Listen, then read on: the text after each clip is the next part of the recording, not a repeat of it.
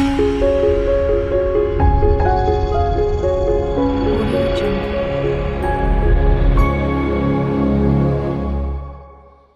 Everyone, welcome back to my YouTube channel English education with Divya.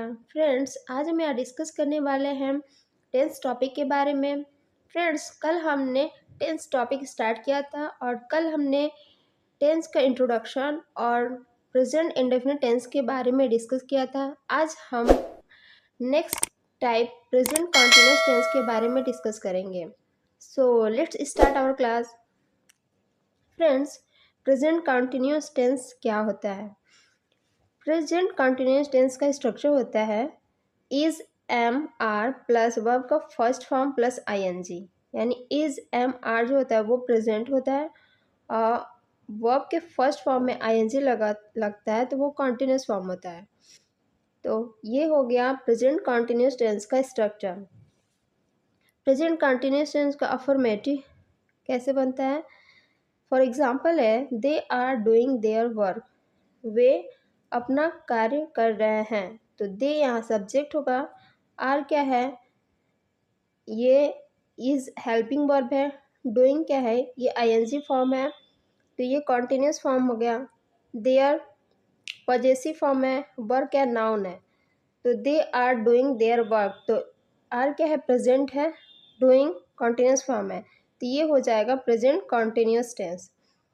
तो ये affirmative sentence है, they are doing their work, ये affirmative sentence होगा।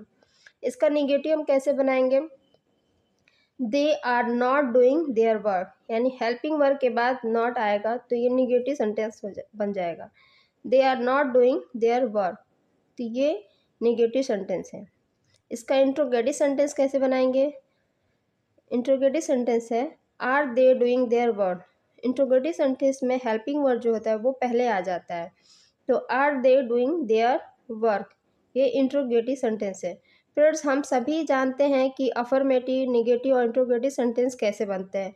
हम सभी को ये स्ट्रक्चर पता होता है कि is am are plus work का फर्स्ट फॉर्म प्लस आईएनजी जो लगा होता है वो कॉन्टिन्यूस फॉर्म होता है, प्रेजेंट कॉन्टिन्यूस टेंस होता है। तो हम सभी को पता है कि अफर्मेटिव, निगेटिव, इंट्रोगेटिव सेंटेंस कैसे बनता है। नेक्स्ट है एप्लीकेशन। हम इसके एप्लीकेशन के बारे में सीखेंगे। एप्लीकेशन मतलब एरर, इस प्रेजेंट कॉन्टिन्यूस टेंस से बेस्ड एरर कैसे आते हैं। फर्स्ट कंसेप्ट है कॉन्टिन्यूस प्रोसेस प्लस फॉर या सिंस प्लस टाइम। जो कॉन्टिन्यूस प्रोसेस होता है यानी ऑन गोइंग प्रोसेस, यानी जारी, प्रोसेस मतलब जारी, यानी जो जारी रहता है उसे क्या कॉन्टिन्यूस प्रोसेस कहते हैं। कॉन्टिन्यूस प्रोसेस प्लस फॉर या सिंस प्लस टाइम, यानी फॉर या सिंस जो होता है वो टाइम के साथ आता है। तो मीन्स कॉन्टिन्यूस प्रोसेस जो होता है, पहले कोई कार्य स्टॉप है वो कॉन्टिन्यूअस होता है यानी ऑन गोइंग होता है, फिर स्टॉप होता है। मीन्स अब कोई कार्य पहले स्टॉप होता है, उसके बाद से वो जारी होता है, फिर स्टॉप होता है। यानी कोई कार्य पहले स्टॉप होगा यानी रुका होगा, फिर कंटिन्यू होगा, फिर स्टॉप होगा, तो उसे क्या कहते हैं? कॉन्टिन्यूस प्रोसेस कहते हैं, यानी ongoing process. For example है they are doing it for 2 hours, वे 2 घंटे से यह कार्य कर रहे होंगे। तो फॉर टू आवर्स जो है टाइम को शो कर रहा है, यानी 2 आवर, 2 घंटे से कोई कार्य हो चुका होगा तो ये परफेक्ट को शो कर रहा है। तो ये हो जाएगा परफेक्ट क्योंकि ये टाइम को शो कर रहा है। They are doing it, doing क्या हो जाए? कॉन्टिन्यूस को शो कर रहा है यानी कॉन्टिन्यूस प्रोसेस, कार्य कार्य क्या है? अभी भी जारी है तो ये क्या है? कॉन्टिन्यूस प्रोसेस है, तो ये कॉन्टिन्यूस हो जाएगा तो परफेक्ट कॉन्टिन्यूस। तो यहाँ आर नहीं, परफेक्ट का हेल्पिंग वर्ब आएगा तो आर की जगह हैव आएगा, हैव बीन। तो परफेक्ट का क्या होता है? Helping verb. तो आर की जगह हैज़ या हैव होता है परफेक्ट का, तो हैज़ या हैव की जगह यहाँ दे क्या है? प्लूरल सब्जेक्ट है तो सब्जेक्ट के अकॉर्डिंग हेल्पिंग वर्ब भी आएगा, तो यहाँ दे के अकॉर्डिंग हैव का यूज करेंगे। और डूइंग क्या है? कॉन्टिन्यूस प्रोसेस है तो डूइंग का थर्ड फॉर्म होगा बीन। तो बी का थर्ड फॉर्म बीन होता है, तो they have been it for 2 hours, वे 2 घंटे से यह कार्य कर चुके हैं। तो ये हो जाएगा प्रेजेंट कॉन्टिन्यूअस टेंस। तो फ्रेंड ऐसे एरर एग्जाम में आते हैं, they are doing it for 2 ऐसे सेंटेंस लिखा होगा, देखने से तो सेंटेंस सेंस सही निकलेगा, बट इसमें मिस्टेक है हेल्पिंग वर्ब का। तो helping verb plus main verb का यहाँ गलती है, तो ये बन जाएगा परफेक्ट प्लस कॉन्टिन्यूअस, क्योंकि फॉर 2 आवर्स जो होता है वो परफेक्ट कॉन्टिन्यूअस टेंस में आता है। तो ये हो जाएगा perfect present perfect continuous. Next concept है continuous process so any change, यानी जो कॉन्टिन्यूअस प्रोसेस होता है वो कोई भी चेंज को दिखाता है। हेल्प ऑफ वर्ड्स, यानी वर्ड की हेल्प से कोई भी चेंज को दिखाता है, यानी कोई भी चेंज हो सकता है। कॉन्टिन्यूअस प्रोसेस में किसी भी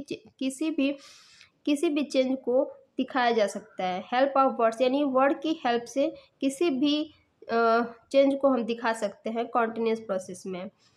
फॉर एग्जाम्पल है now a days this day, यानी आजकल और दिस डे। जैसे हम किसी को कहते हैं कि आज तुम बहुत अच्छे लग रहे हो, यानी सिर्फ आज तुम बहुत अच्छे लग रहे हो। दिस डे मतलब दिस डे मतलब इन दिनों, मतलब हम किसी को कहते हैं कि इन दिनों तुम बहुत ही अच्छे लग रहे हो, या ठीक है। तो ये now a days this days यानी टेम्परेली चेंजिंग को दिखाता है। फॉर एग्जाम्पल है he is a teacher but now a days he is working on a fly over project. ठीक है, मतलब मीन्स ये होगा कि ही इज अ टीचर, वो एक टीचर है, बट नाउ अ डेज लेकिन आजकल he is working on a fly over project, लेकिन आजकल वो फ्लाई ओवर प्रोजेक्ट पर काम कर रहा है। तो यहाँ वर्क्स नहीं आएगा, ही वर्क्स वो काम करता है, on a fly over project यहाँ वर्क्स नहीं आएगा, इज वर्किंग होगा, क्योंकि यहाँ टेम्परेरी चेंजिंग दिखा रहा है कि ही इज वो टीचर है, बट आजकल वो फ्लाई ओवर प्रोजेक्ट पर काम कर रहा है। तो कुछ एनी चेंज मतलब टेम्परेरी चेंज दिखा रहा है, कुछ समय के लिए चेंजिंग दिखा रहा है कि is working on a fly over project. तो ये क्या हो रहा है, कॉन्टिन्यूस प्रोसेस में शो कर रहा है। नाउ अ डेज क्या हो जाएगा, ये टेम्परेरी चेंजिंग दिखाता है, ठीक है। इसका चेंज फॉर सम टाइम यानी कुछ समय के लिए जो चेंज होता है, तो उसको हम कॉन्टिन्यूस प्रोसेस में भी लिखते हैं। नेक्स्ट एग्जाम्पल है these days it gets colder and colder, इन दिनों ठंड बढ़ती जा रही है। तो यहाँ गेट्स नहीं होगा, इज गेटिंग होगा। तो this day it is getting colder and colder, इन दिनों ठंड बढ़ती जा रही है। तो यहाँ गेट्स नहीं, इट गेटिंग होगा, क्योंकि इन दिनों जो होगा यानी temporary change, same change for some time कुछ समय के लिए चेंज हो रहा है, कुछ टाइम के लिए चेंजिंग हो रहा है, तो इसको कॉन्टिन्यूस प्रोसेस में लिखेंगे। तो फ्रेंड इस तरह एरर एग्जाम में आते हैं रिलेटेड प्रेजेंट कॉन्टिन्यूस टेंस से। नेक्स्ट कॉन्सेप्ट है continuous process shows any change, यानी कॉन्टिन्यूस प्रोसेस कोई भी चेंजिंग को शो करता है।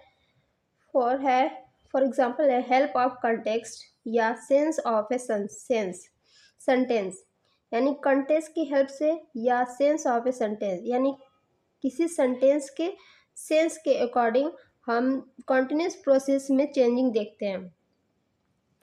फॉर एग्जाम्पल है my friend is always going for a walk, मेरा फ्रेंड वॉक के लिए my friend is always, my friend हमेशा जाता है। My friend is always going for a walk, मेरा फ्रेंड वॉक के लिए हमेशा जा रहा है। तो ये क्या हो जाएगा, ये हैबिट को शो कर रहा है। तो हैबिट को शो कराने के लिए हम कॉन्टिन्यूस फॉर्म में नहीं लिखेंगे, इसको प्रेजेंट इंडेफिनिट टेंस में लिखा जाता है। तो my friend always goes for a walk, मेरा फ्रेंड हमेशा जाता है फॉर अ वॉक के लिए। तो ये क्या है, हैबिट को शो कर रहा है, तो इसको प्रेजेंट इंडेफिनिट टेंस में लिखेंगे। तो ऑलवेज गोइंग यहाँ नहीं होगा, ऑलवेज गोज हो जाएगा। नेक्स्ट एग्जाम्पल है my friend is always going for a walk. ठीक है, मेरा दोस्त वॉक के लिए जा रहा है। Because the doctor has advised him to do so if he really wants to get well soon. तो यहाँ रीज़न आ गया कि मेरा फ्रेंड वॉक के लिए जा रहा है। अब यहाँ हैबिट नहीं दिखा रहा है क्योंकि डॉक्टर ने एडवाइस किया है कि तुम जल्दी ही ठीक हो जाओगे। तो यहाँ डॉक्टर के एडवाइस से वो आजकल वॉक के लिए जा रहा है। तो यहाँ ऑलवेज गोइंग बिल्कुल राइट है। माई फ्रेंड ऑलवेज गोइंग, तो यहाँ ऑलवेज गोइंग जो होगा बिल्कुल करेक्ट है। यहाँ ऑलवेज गोज नहीं होगा। ऑलवेज गोज हैबिट को शो करता है, यानी जब हैबिट की बात हो तो हैबिट को दिखाने के लिए प्रेजेंट डिफरेंट टेंस में लिखेंगे। अब कोई रीज़न हो अगर मीन्स मैंने क्या बताया था कि continuous process shows any change help of a contest या सेंस ऑफ ए सेंटेंस के सेंस के अकॉर्डिंग हम ये कॉन्टिन्यूस प्रोसेस में इसको लिखेंगे। तो यहाँ मीनिंग चेंज है, सेंटेंस के अकॉर्डिंग हम कॉन्टिन्यूस प्रोसेस में लिखेंगे इसको। तो my friend is always going for a walk, मेरा फ्रेंड वॉक के लिए जा रहा है। बिकॉज क्योंकि बिकॉज लग गया क्योंकि कारण है। किस लिए जा रहा है? The doctor has advised him, doctor ने उसे एडवाइस किया है टू डू, ऐसा करने के लिए, सो इफ़, ताकि he really wants to get well soon, ताकि वो जल्दी से ठीक होना चाहता है। तो यहाँ कॉन्टिन्यूस प्रोसेस का यूज करेंगे। तो फ्रेंड आप देख सकते हैं कि इस सेंटेंस दोनों में डिफरेंट है। यहाँ ऑलवेज गोज का यूज किया गया, ऑलवेज गोइंग नहीं होगा, और यहाँ ऑलवेज गोइंग, तो दोनों सेंटेंस में डिफरेंट है। नेक्स्ट एग्जाम्पल है, he was an atheist but now he goes to church and offer prayers for hours। तो ये क्या दिखा रहा है कि ही वॉज एन atheist, ठीक है, वो अथेस्ट था, बट नाउ, लेकिन अब ही गोज टू, लेकिन अब वो जाता है चर्च जाता है, and offer prayers for our, घंटों प्रेयर करता है। तो यहाँ परमानेंट चेंज हो रहा है। ठीक है, कि पहले वो अथेस्ट है यानी नास्तिक था, अब वो चर्च जाता है और प्रेयर करता है, घंटों प्रेयर करता है। ठीक है, तो ये इंडेफिनिट टेंस में इसको लिखेंगे क्योंकि ही गोज क्या होगा? Singular verb. गो में यस लगाएंगे तो ये सिंगुलर वर्ब हो जाएगा। तो यहाँ सिंगुलर वर्ब का यूज करेंगे। तो यहाँ परमानेंट चेंज हो रहा है तो इंडेफिनिट टेंस में लिखेंगे, कॉन्टिन्यूस टेंस में नहीं लिखा जाएगा।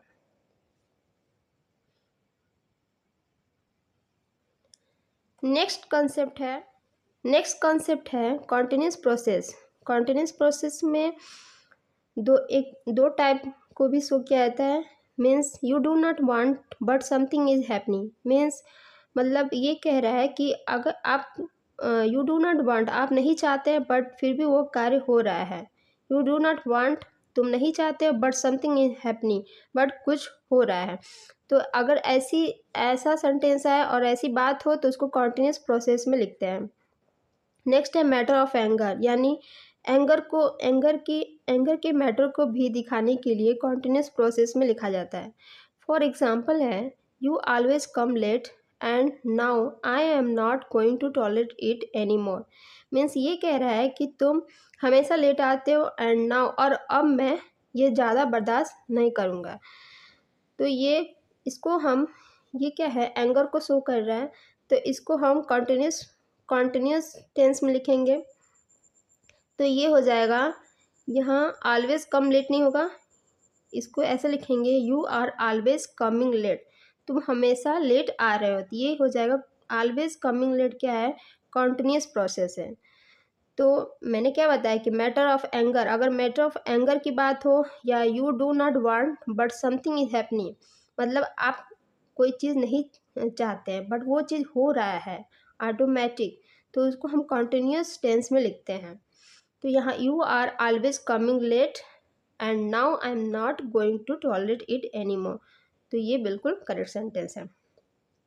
तो फ्रेंड आप इसमें डिफरेंट देख लीजिएगा कि सेंटेंस के सेंस के अकॉर्डिंग हम कॉन्टिन्यूस प्रोसेस का यूज करेंगे।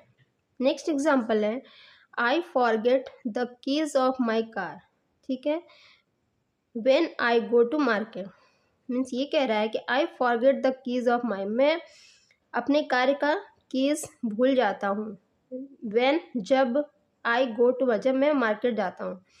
तो ये क्या हो जाएगा, ये हैपनिंग को दिखा रहा है कि वो नहीं चाहता है कार का कीज भूलना, बट फिर भी वो भूल जा रहा है। ठीक है, तो ये मैंने क्या बताया कि you do not want but something is happening, आप नहीं चाहते हैं बट समथिंग यानी कुछ चीज़ें हो रही हैं। तो नहीं चाहते हैं फिर भी वो चीज़ हो जाती है, तो उसको कॉन्टिन्यूस टेंस में लिखते हैं। तो यहाँ फॉरगेट नहीं होगा, आई एम फॉरगेटिंग होगा। तो ऐसे लिखेंगे, I am forgetting the keys of my car, मैं अपने कार का कीज भूल रहा हूँ। When I am go to market, जब मैं मार्केट जाता हूँ। ठीक है, तो ये बिल्कुल करेक्ट सेंटेंस है। नेक्स्ट एग्जाम्पल है फ्रेंड, ही वर्क्स या इज वर्किंग हार्ड। इन दोनों में क्या डिफरेंट है, वर्क्स होगा कि वर्क इज वर्किंग होगा। He works he works he works hard, he works hard means क्या होता है, वो वर्क हार्ड वर्क करता है, यानी ये परमानेंट दिखा रहा है। ही इज वर्किंग हार्ड, वो कार्य कर रहा है, मतलब ही इज वर्किंग हार्ड, वो मेहनत कर रहा है।